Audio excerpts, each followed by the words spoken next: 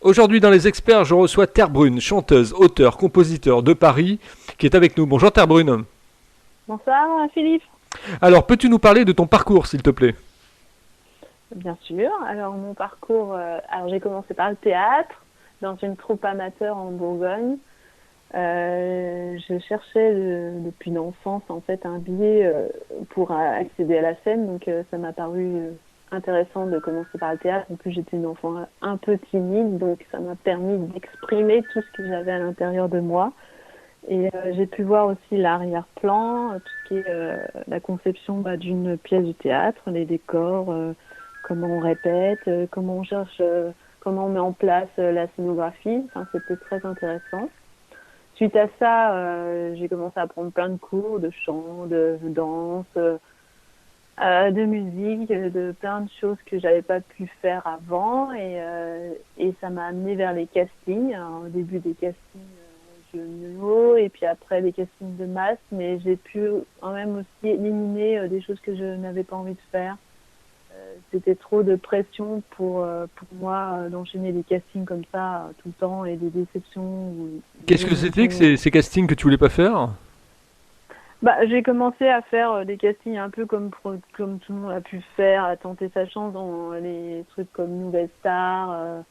Je me suis rendu compte qu'en fait, c'était vraiment un abattage d'artistes, quoi. On était des numéros, on était là pour nourrir une émission, un concept.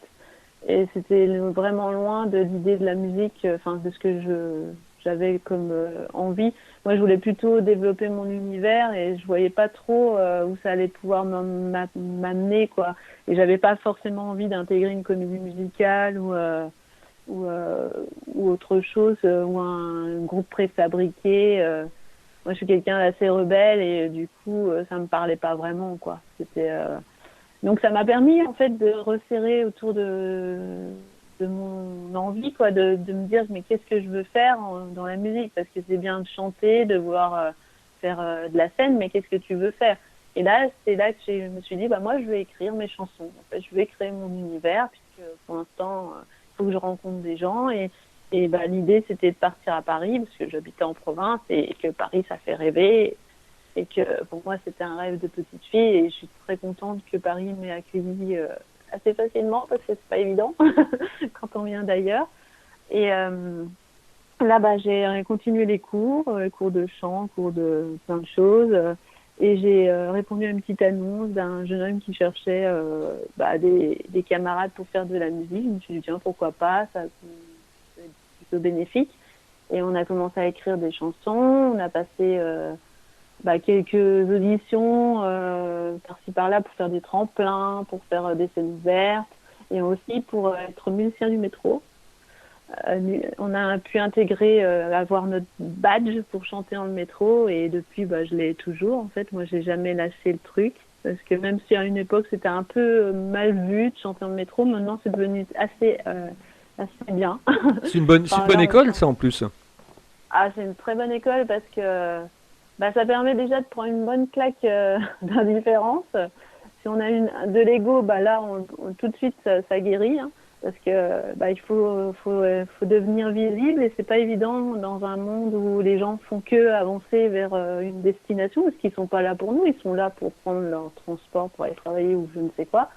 Donc c'est un super défi hein, de chanter dans le métro et puis c'est aussi une grande scène en fait parce qu'on peut répéter ses chansons, on peut rencontrer plein de gens et ça nous a amené à rencontrer des personnes parfois qui nous amenaient vers d'autres choses, notamment on a pu faire une petite télé à Pantin, des choses comme ça. Enfin, on rencontre des personnes. Après, on a aussi des gens relous qui viennent nous embêter, mais voilà, après, c'est une expérience. Le métro, j'ai chanté dans la rue, j'ai chanté dans les cafés-concerts, dans les scènes ouvertes, dans les tremplins. Enfin, moi, je peux chanter n'importe où, sur le toit d'une usine, si tu veux, n'importe où. Moi, ça me gêne pas, je m'adapte, en fait.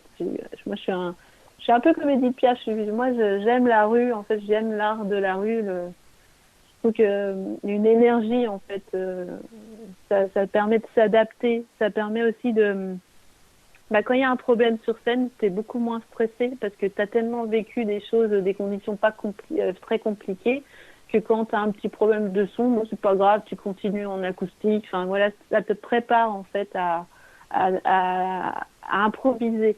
C'est super important de savoir improviser quand on est artiste. Pas rester bloqué quand quelqu'un parle, nous dit une remarque, parce que des fois le public peut réagir fortement. On les taquine, ils peuvent nous taquiner. Il faut lui faire croire qu'il a la manette, mais à un moment il faut reprendre aussi le contrôle du spectacle parce que sinon, après, on se perd. Ouais, Voilà. donc tu savais t'adapter, quoi. Voilà, j'arrive à m'adapter. Je suis quelqu'un qui est. Je pense que le théâtre, la rue, enfin le métro, ça développe ça, forcément. Et puis le théâtre, ça t'a permis aussi d'apprendre à respirer, parce que c'est vrai que quand on chante, on a besoin de savoir respirer correctement, quoi. Ah, c'est clair. Si on respire pas bien, la voix, c'est l'instrument le plus sensible. Hein. Tout passe dans la voix. On est émotionné, ému, on va tout de suite, la voix peut vaciller, peut carrément partir. C'est l'instrument qui est le plus difficile à régler et c'est un muscle, il faut le travailler souvent. Quand on est malade, quand on est stressé, ça a forcément, comme une corde de guitare, c'est plus difficile, il n'y a pas d'accordeur, quoi. Il faut faire très attention et la respiration, c'est hyper important. Raconte-nous une journée type de travail. Tu te lèves à quelle heure le matin, par exemple, et jusqu'au soir, comment ta journée se déroule? Alors moi, je fais tout ce qui est pas bien. En fait, je me lève très tôt, je me couche très tard. D'accord. Donc du coup, je dors pas beaucoup. Mais si je dors trop, je suis pas bien non plus. Alors je me lève très tôt parce que j'ai un enfant et que j'ai un travail alimentaire. Mm-hmm. Payer les factures. Bah oui, il faut. il faut. Et puis bon, je suis pas encore assez connue, hein. Drucker, qu'est-ce que tu fais? Oui, Drucker, on le salue, mais il est un petit peu mal là, en ce moment. Ah mince. Ah bah non, il peut pas mourir avant que je sois passé sur le canapé rouge, c'est pas possible ça. Ah bah non, c'est clair. Terre Brune est là, donc... Bah oui, Terre Brune est là. Et oui, j'emmène mon fils à l'école et après, tout au long de la journée, j'ai mon travail, mais en même temps, ça me permet de... Je réfléchis toujours, j'ai un espèce de cerveau qui est coupé en deux. En fait, je fais mon travail, mais il y a toujours une partie qui réfléchit. En fait, j'essaye de trouver des idées, des pistes, des chansons... Je peux pas rester. Je suis un peu comme un enfant. J'ai du mal à rester concentrée longtemps sur quelque chose. Il faut que je bouge, il faut que je me lève, voilà. Je fais bien les choses. Je suis quelqu'un de très perfectionniste, mais j'ai besoin de changer de choses, d'activité. Je suis un peu comme un enfant. Mon attention est vite accaparée par plein de choses. Parce que je pense que j'ai un esprit trop créatif et que j'ai des milliers d'idées à la seconde et qu'il faut que je me calme parfois parce que sinon si je les suis toutes, je vais nulle part. Alors tu as rencontré un monsieur qui a compté pour toi, effectivement, c'est Claude Lemel, hein, c'est ça, hein? Ah oui, j'ai rencontré Claude Lemel, ça a été encore pour moi, je pense, un signe du destin. Moi, de toute façon, tout ce que je vis, pour moi, c'est forcément le karma. Hein. Je suis quelqu'un de très spirituel. Mm-hmm. Et j'aurais pu rencontrer, je l'ai rencontré en 2014, j'aurais pu le rencontrer 10 ans avant. Et la personne avec qui je devais le rencontrer, j'avais pas envie de le rencontrer avec lui, donc je lui dis non, mais moi, si mon destin doit me faire rencontrer Claude Lemel, je le rencontrerai, ce qui est quand même assez prétentieux, parce que c'est quand même une phrase. Et le destin a fait que je l'ai rencontré et que je l'ai intégré ses ateliers et grâce à un ami qui quittait les ateliers à ce moment-là et qui m'a cédé gentiment sa place et j'ai rencontré quelqu'un de formidable, hein, déjà humainement et puis un talent immense, quoi. Enfin, des chansons, toutes les chansons qu'on connaît de Jodassin, de Reggiani, de plein de gens. Il a tellement écrit de chansons, je crois qu'il a plus de 5000 chansons éditées, un truc comme ça. Donc il t'a expliqué un petit peu comment on pouvait trouver la clé pour faire une bonne chanson, voilà. Donner un peu la recette, quoi. Après, peut-être pas la recette d'un tube, mais en tout cas des pistes pour s'améliorer dans la conception, éviter des pièges qui peuvent choquer l'oreille, les accents toniques. Alors voilà, on est sur des choses très techniques, hein, sur les rimes féminines, masculines. Surtout à faire attention d'écrire des chansons et pas de la pseudo-poésie. Ça, il insiste beaucoup. Il nous dit, imaginez quelqu'un qui est un ouvrier, il doit pouvoir siffler votre chanson. Et je pense que moi, c'est un peu ma référence. Mon frère est pâtissier Et il me dit souvent, moi, j'ai pas envie de me prendre la tête quand j'écoute une chanson et j'ai pas besoin d'un dico. Et j'ai pas envie de prendre un dico.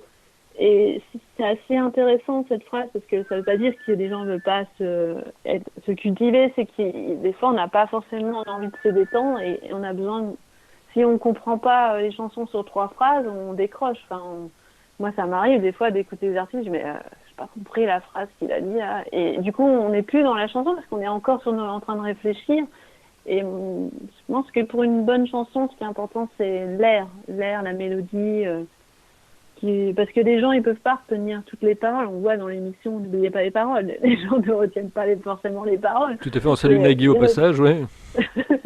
Ils retiennent une grande partie, mais enfin ils vont retenir le refrain, ils vont retenir une ou deux phrases comme ci comme ça. Moi je suis déjà contente quand les gens viennent à mes concerts, me disent je me souviens la chanson là sur la jalousie. Ah ouais, c'est celle où il y a quelqu'un qui a été cocu. Enfin, même s'ils retiennent pas la chanson en entier, moi ça me fait plaisir qu'ils aient déjà retenu quelque chose. Ça, c'est important, en bien comme en mal, parce que des fois ils vont dire j'ai pas du tout aimé, moi ça me parle pas. Je me rappelle que quelqu'un m'avait dit vous faites l'apologie de l'infidélité. Ah non pas du tout, c'est de l'humour. Mais après je peux comprendre que l'humour ça peut heurter aussi parfois. Ouais, suivant la sensibilité des uns et des autres, ouais, tout à fait, ouais. Voilà, Alors, suivant ce qu'on vit. quelles sont tes inspirations musicales? Quels sont tes maîtres en fait? Alors, moi j'ai beaucoup écouté, j'ai écouté plein de choses. J'ai écouté beaucoup Zazie, Edith Piaf, Jacques Brel, Violet, Gaëtan Roussel, les Clash, Nirvana. Gaëtan Roussel, j'adore. J'aime beaucoup cette façon qu'il a de parler du temps. Enfin, c'est quelqu'un qui doit être vraiment obsessionnel sur le temps. Il y a toujours une notion de temps, d'urgence un peu dans ses chansons, sur ce qui passe, ce qui disparaît, ce qui apparaît. Enfin, c'est très sensible. Enfin, j'aime beaucoup, je l'ai toujours suivi. J'ai plein d'albums de lui. J'aime bien, après d'autres personnes qui sont un peu plus dans la scène moins reconnue, on va dire, plus underground, comme Amélie et Crayon, Mélis Metz, et des gens plus... qui sont plutôt dans les festivals et que beaucoup de gens connaissent mais qui ne sont pas forcément médiatisés à la hauteur de leur talent. C'est pas parce qu'on est médiatisé qu'on a du talent. C'est vrai aussi, ça, ouais. C'est juste en fait, Claude Lemel nous dit souvent il y a 3 choses à retenir dans ce métier, c'est le talent, le travail et la chance. Il faut ces 3 choses pour que la magie opère, parce que si on en a que 2... si on n'a pas la chance de rencontrer quelqu'un, alors après on peut être artiste et vivre de son art sans être sous les feux des projecteurs. Il y a plein de gens, heureusement, en France qui vivaient, parce que là on est un petit peu en pause de ça. Parce que heureusement qu'il n'y a pas que les quelques artistes qui passent à la télé qui existent, parce que ça serait vraiment triste s'il y avait que ces personnes-là, parce que la France est remplie de gens qui ont du talent et qui jouent... et qui font les heures de gloire de la commune d'un village ou de quelque chose, heureusement. Alors après Claude Lemel, Terre Brune, tu as envie de rencontrer qui en fait? Quel est ton focus maintenant, ta vision? Qui je pourrais rencontrer en ce métier? Ouais, qui pourrait t'apporter quelque chose? Je pense que là déjà rencontrer Claude Lemel ça a été énorme. J'ai rencontré aussi un de ses camarades qui était Pierre Billon, qui a écrit pour Johnny. En fait, les paroliers, j'aimerais bien rencontrer Jean-Jacques Goldman. Franchement, j'aimerais beaucoup. Cabrel aussi. Des gens qui ont déjà une grande carrière et qui ont du recul sur ce métier, avoir un peu leur avis, leur retour. Parfois, j'ai rencontré des artistes à la SACEM parce qu'ils organisent des sessions professionnelles. J'ai eu l'occasion de rencontrer Yves Duteil et je lui avais posé la question: qu'est-ce que vous conseilleriez à des artistes émergents comme nous? Parce que c'est pas facile. Mm-hmm. Et il m'a répondu en fait, dans la vie, rien n'est facile. Mais si vous faites quelque chose que vous aimez, ça sera d'autant plus acceptable. Ah ça c'est vrai, Plus facile. Tarun, ça c'est vrai. La passion, si on est passionné, moi je sais que la radio c'est une passion avant tout, et quand je fais quelque chose avec passion, j'ai pas l'impression de bosser quoi. Donc Voilà, c'est la ça. passion, ça permet de passer tout quoi. Ça permet de passer tous les obstacles. C'est ça, parce que souvent quand on annonce à son entourage, ah moi je veux vivre de l'art, je veux être artiste, Mhm. c'est pas, on saute pas forcément au plafond, hein. Les gens autour de vous, ils sont pas là, ouais génial. C'est pas comme quand on annonce, je vais faire des études d'avocat. Enfin, voilà. Parce que pour les gens du quotidien, je pense, enfin notre famille, nos amis, artiste c'est loin, c'est dans la télé. En fait, c'est à la télé, c'est pas à côté d'eux en fait.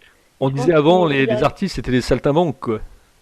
voilà, ça leur paraît dangereux. Donc maintenant, bah, avec le Covid, ce qu'il y a de bien, c'est que ça a rétabli les choses. On se rend compte qu'il n'y a pas que les artistes qui sont en péril.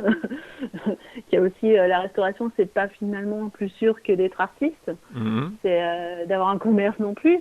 Parce que moi, on me disait souvent, ah, c'est pas sûr comment tu vas faire, puis avec un enfant, puis tu te rends compte, puis tu connais personne, puis à Paris, blablabla. Enfin, des choses qui sont très positives pour essayer de mener à bien un projet. Mais faut s'en servir de ces choses-là. Faut prendre le côté pour dire, ok, bah, je vous montrerai que j'y arriverai. J'irai à Paris, bah, j'y suis. Je ferai un disque, bah, j'en ai fait un. Et en fait, chaque petite phrase qui est pas, c'est pas que c'est méchant ou négatif, c'est que les gens ont peur pour nous, en fait, souvent. Il faut s'en servir comme un moteur. Hitchcock disait on a peur que de sa propre peur. Bah, c'est ça, Il faut c'est savoir vrai. méditer cette phrase. Hein. La peur, ça paralyse, en fait. Hum, On hum, le hum. voit d'ailleurs aujourd'hui, tout le monde a peur. Mais c'est justement, il faut pas avoir peur. Il faut y aller, il faut avancer. Qu'est-ce qui va nous arriver? Oui, on va peut-être mourir. Bah, de toute façon, on va tous mourir. Hein. Donc si on passe par-dessus ça, on devrait s'en sortir quand même.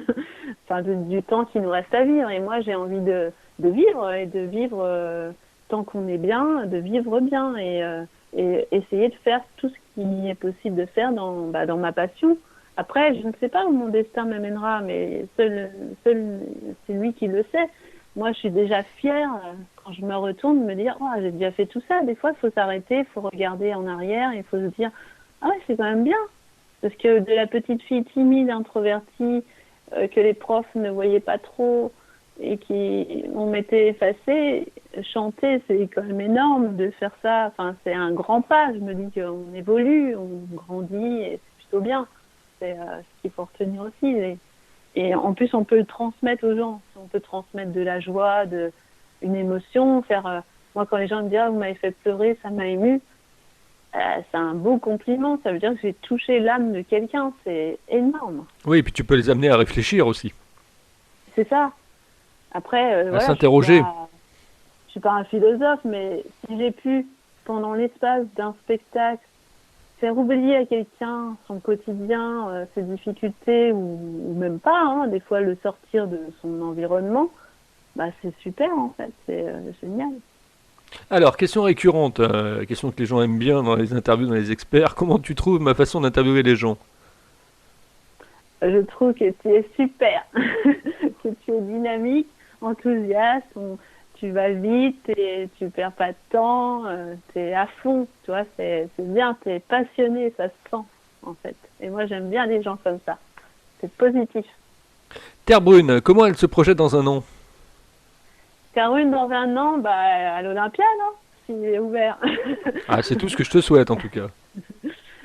Bah, dans un an, là, avec Eurasique, mon partenaire de scène et mon alter ego dans la vie, et on est en train de concevoir le futur album. Donc là, on fait tous les arrangements, on prépare toutes les chansons en amont pour aller en studio et les enregistrer et puis les jouer sur scène. Voilà.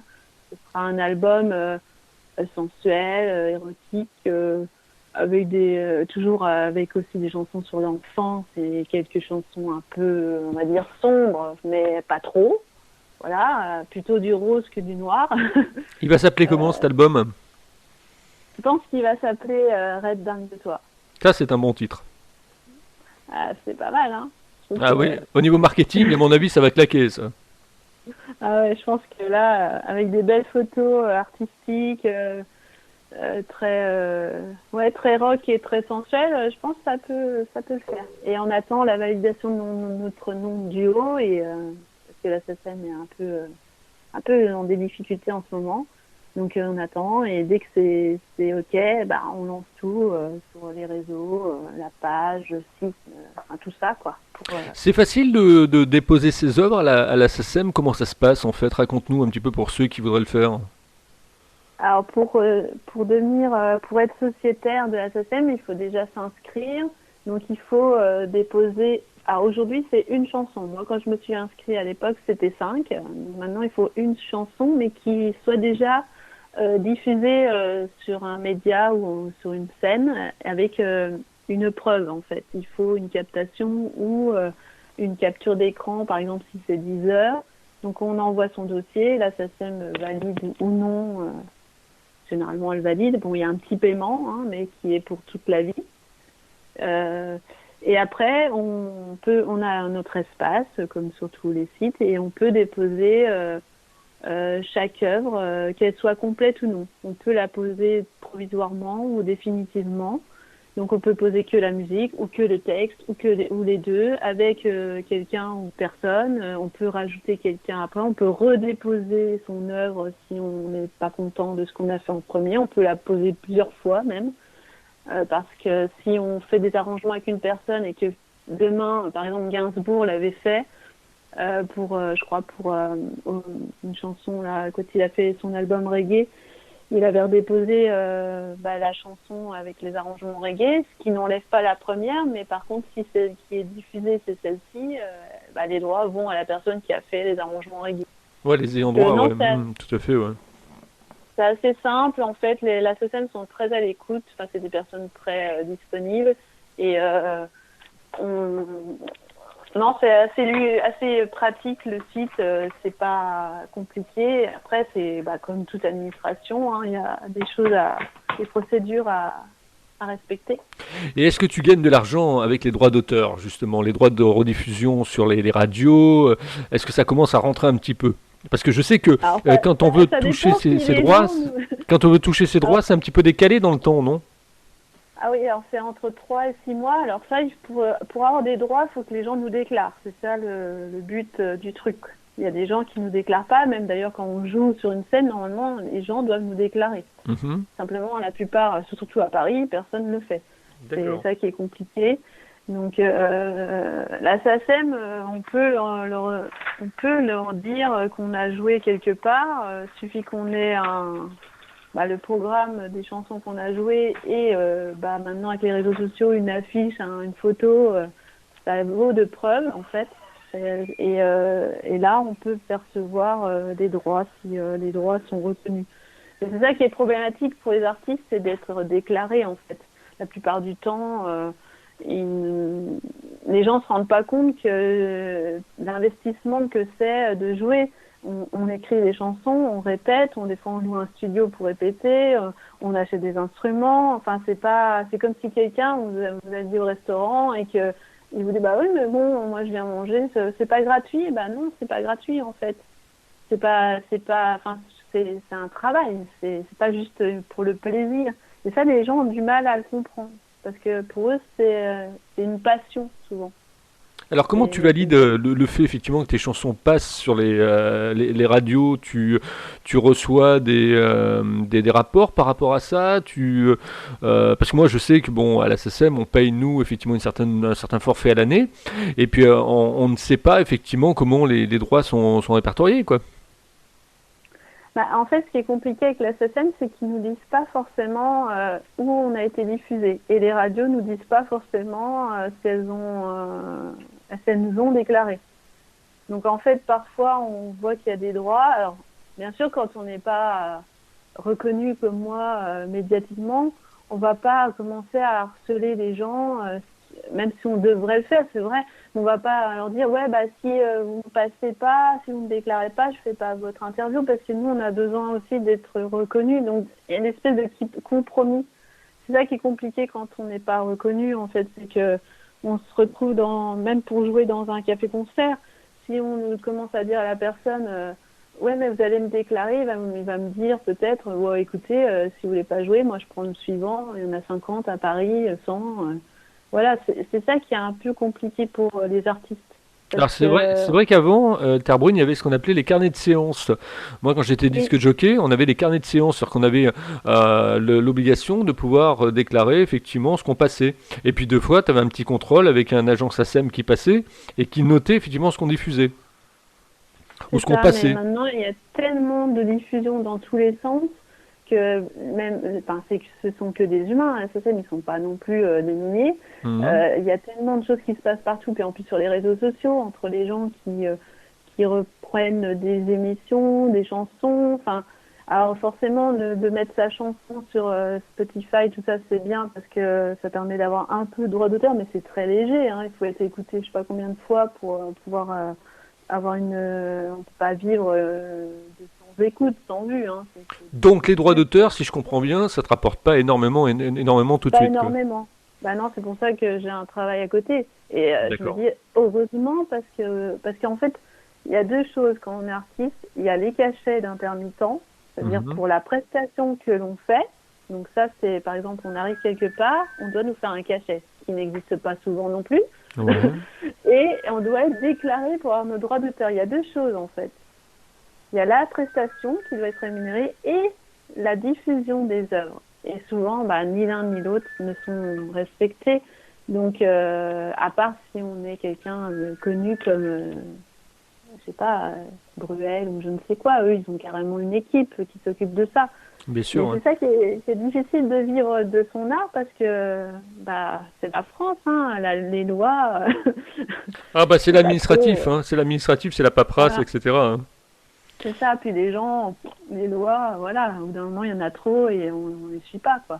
Alors, en tout cas, Mais c'était une par contre, ça interview nous pénalise. C'était une interview fort intéressante. On a appris plein de choses sur toi, on a appris plein de choses sur le métier d'artiste, sur aussi les galères, sur effectivement où tu es passé, comment tu es passé, le fait de monter à Paris, tout cela était fort intéressant. Je pense que les gens auront envie de commenter cette interview et de réagir effectivement sur les réseaux sociaux, Facebook, Twitter, LinkedIn, etc. Donc je vous invite à le faire, ceux qui vont écouter. Et puis je vous rappelle également que les experts, c'est 300 radios qui rediffusent effectivement les experts un petit peu partout dans la francophonie, donc c'est une bonne chose, ça grandit tous les jours. Mon bébé effectivement prend des joujouflus, et ça fait plaisir. Bravo. Et en même temps, si vous voulez donc être interviewé, vous pouvez me contacter sur contact@libre-antenne.fr, contact@libre-antenne.fr, le bateau amiral www.libre-antenne.fr, rubrique podcast.